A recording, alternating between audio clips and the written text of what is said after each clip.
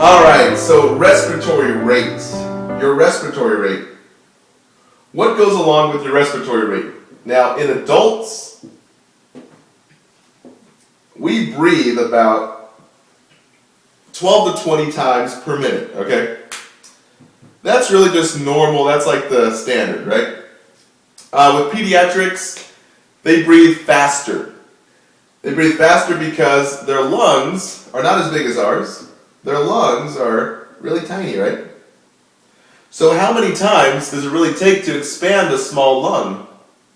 Not that much, right? So usually for pediatrics, you have your adolescents, you also have your toddlers, and you also have your patients who are, what is the name? NICU, right? Neonatal patients. So really fresh baby. I've taken care of babies who are 1 day old, 3 days old, 5-year-olds to 10-year-olds, all the way up to barely a child, a 17-year-old. So 12 to 20 is our adults. Usually you hit that around 15 years old, 12 to 20 breaths per minute, okay? For the really small babies, like the 1 day olds, they're going to be around 60 breaths per minute. Now, you want to assess your respiratory rate here, because really, anyone can just get a watch and see how well the chest goes up and down, right? But really, it's not just about the rate when it comes to nursing, right? It's about the effort. Is it really tough for the patient to take deep breaths? Right? Right? Sure, they're breathing, let's say 20 times a minute, but it's really tough, right? And there's accessory muscle use, right? And there's, pursed lips. And there's tripoding, elbows on the knees. Those are signs and symptoms that you should be aware of, and it should be ding, ding, ding, ding, ding. My patient is having trouble breathing. Oh my gosh, really? Wow. Okay? So, your respiratory rate is just a number.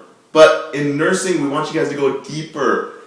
If your kid, if your child, if your mom or dad was breathing really hard, you guys know that's not normal. Maybe they just ran a lot. Let's say they just ran a mile. But if you just come home and you're having dinner, and all of a sudden, oh my gosh, I can't catch my breath, right? You guys know that's not normal. And so you shouldn't expect that to be normal with a patient. But guys, know the trend. Know the trend. Is this normal for the patient? Maybe the patient has COPD, right? COPD. Congestive obstructive pulmonary disease, right? I'm sorry. Chronic obstructive pulmonary disease. COPD, right? There's an obstruction going on in the pulmonaries now. Really restrictive. It's becoming very hard in there, right? So it's not that receptive to being expanded. So it's going to be a higher respiratory rate.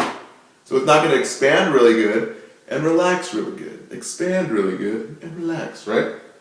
So you're going to have a higher respiratory rate. So I've had patients who are COPDers with obstructions, basically hardening of the air pathways of the heart, your bronchi, bronchioles, your alveoli, they're not expanding, they're not elastic anymore. So whether it be asthma, the constricting of the major pathways, the bronchioles, bronchi, or whether it's emphysema, where the alveolars, the little sacs on the end of our respiratory tree, really the respiratory tract's an upside down tree, and it just has sacs on the end of it that fill with air. But emphysema, those little alveoli have gotten so hard from constant smoking, right? Or constant breathing in of harsh chemicals, or being a firefighter, always breathing in, not wearing your SCBA mask where they should be, and you cause a degradation or a breakdown of those alveoli, and the alveoli just breaks off and disintegrates. That's what I'm talking about with resistance. So, if you're not able to expand your lungs and relax, maybe you're just like this, right? So how many breaths does it take for me to get more air in? It takes a lot more than just me relaxing, right? Okay, hopefully that makes sense. Now, when you rest, when you're sleeping, what is turned on? When you're sleeping, what is turned on? Your peripheral nervous system or your sympathetic nervous system? Your peripheral nervous system. Your rest and digest, right? We're resting, we're digesting. Your sympathetic nervous system, when it's turned on, you're very, very fight and flight. So your respiratory rate's going to go up. All that blood is shunting now to your lungs, to your heart, to your brain. You need to think with stress, right? Now, if this is turned off and you're sleeping, your body's air goes to the digestive tract. So you're going to probably be less, probably 10 respiratory rate, right? This is directly effective to your SpO2 rate, your oxygen saturation in your hemoglobin. So we put the little SpO2 wrap around the finger, and we say, hey, what's the hemoglobin? I'm sorry, what's the SpO2? How much oxygen is in the hemoglobin? Now, it's okay the way they do it because it's not much oxygen is in the hemoglobin. Now, it's okay the way they do it because it's non-invasive. It's not too accurate. Really, the most accurate way is to get an ABG, arterial blood gas. See how much blood, oxygen, is going to the peripherals of the body. And our SpO2 with our ABGs should be between 80 and 100. That really shows us how much oxygen is really getting to the body. But, we don't want to stick everyone with a needle in the hospital when they don't have to be, right? So we use an SpO2. SpO2 measures your hemoglobin in your blood. 92% or greater is okay, right? So 92% or greater. Everyone says 92% or greater. Now what does that really mean, 92% or greater?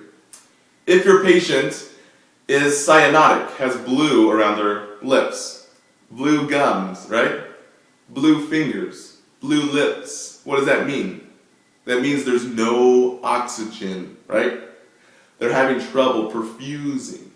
They're having trouble bringing oxygen to the peripherals. So usually your fingertips and your nail beds are really the last place that we need oxygen because it's so far away, and really our heart and our lungs and our brain need the most oxygen to be able to perform, right? So our SpO2 will start seeing signs and symptoms of hypoxia with our blue lips or blue gums or blue fingernail beds, okay?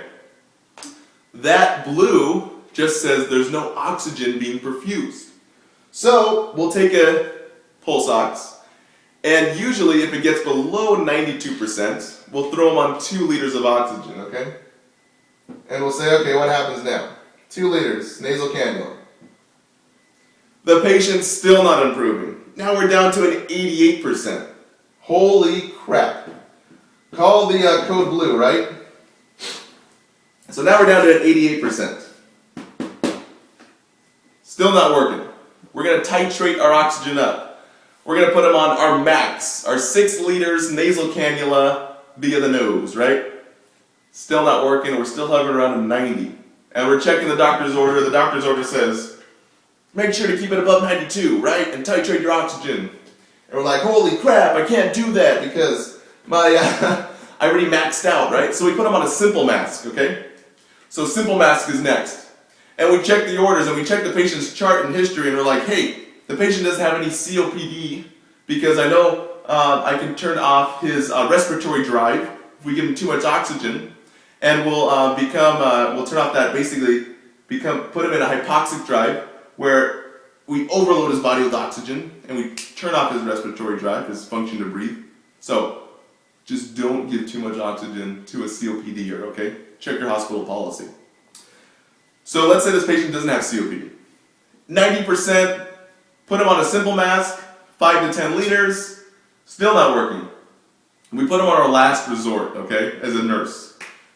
15 liters, non-rebreather, big fat, huge mask, little reservoir right there, big bag, and we're breathing. 15 liters.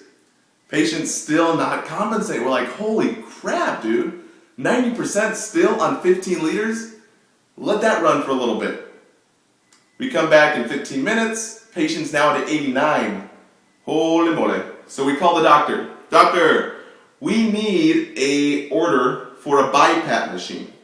We need to call the RT over, put a mask on the patient, and have this big machine breathe for the patient. This is the most non-invasive before we trach the patient or put a endotracheal tube down into the trachea and breathe for the patient on a ventilator. So that's the progress of where SpO2s go, okay? SpO2s though. If your patient is desatting, guys, do the least invasive first. Once you exhaust all of your nursing modalities, that's when you call for help. If you're calling the doctor and saying, hey, the patient is, satting around 91% or 90% on 4 liters, the doctor will get pissed, especially if you're on night shift. He's like, what the heck? Titrate that crap up, Give him a simple mask or whatever. Now, obviously, you're going to call him if your patient is COPD, because you don't want to shut off that respiratory drive and shut the patient off completely.